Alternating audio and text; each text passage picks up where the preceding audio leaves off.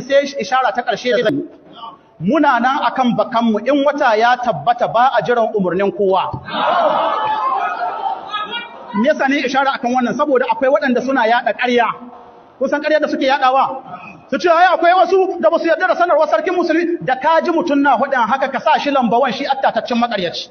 Mu wallahi in sarkin musulmi ya sanarwar cewa an ga wata wani yace bai yadda ya dauka ba to mu yanzu shi a abokin jayayyar mu don me ya hujja te me alhorma sarkin musulmi ya bada sanarwa an ga wata yace baya daukar azumi baya da hujja don haka da sarkin musulmi ya bada sanarwa za a dauki azumi kuma wajibi na kowa ya dau azumi amma ina matsala take shine a samu jama'a mustafida ba gari guda ba gari biyu ba adadin garuruwa da yawa a samu wata ya tabbata a zo a faɗa mu mai alhorma yace sai gobe sai mu ce wallahi ba mu jiran ka sai ka taho.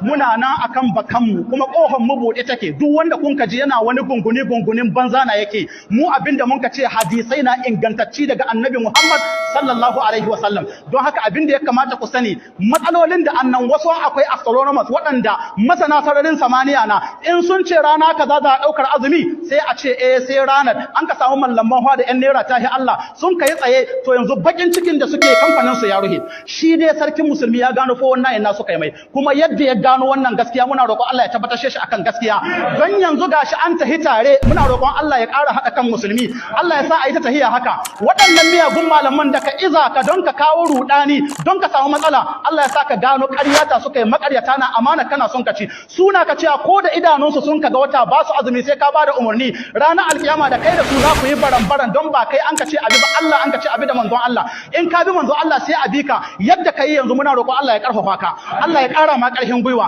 Allah ya sa ka ba makiya kunya Allah ya ƙara haɗa kan musulmi abinda ya kamata ku sani waɗannan maganganun ba mu barin yinsu saboda akwai wasu waɗanda hasadar ta ci su akwai wani makiri na nan sai ya koma ya ɗauki maganar malam Musa kuma abinda zai baka mamaki da ahlus sunna ya kai sai ya koma ya dauki kuma malam Musa magana ta yake yana raddi ga yan bid'a sai ya dauko maganar mallam Musa sai ya gunce ta sai ya dauko maganar Murtala Bello inda yayi ma wasu raddi sai ya hada sai ya tura ma mutane ai ga mallam Musa nan ya ce kaza gashi kuma dalibi ne Murtala Bello sai a ce munafikin Allah kai dare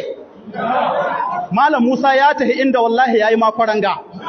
saboda haka wannan haka usulubin yake duk wanda ya saba manzo Allah wallahi mu shirye muke mu raba gari da shi amma duk wanda ya bi manzo Allah shirye muke mu hadu da shi a taro a ciyar da sunnar annabi Muhammad sallallahu alaihi wasallam gaba subhanakallahumma wa bihamdika ashhadu an la ilaha illa anta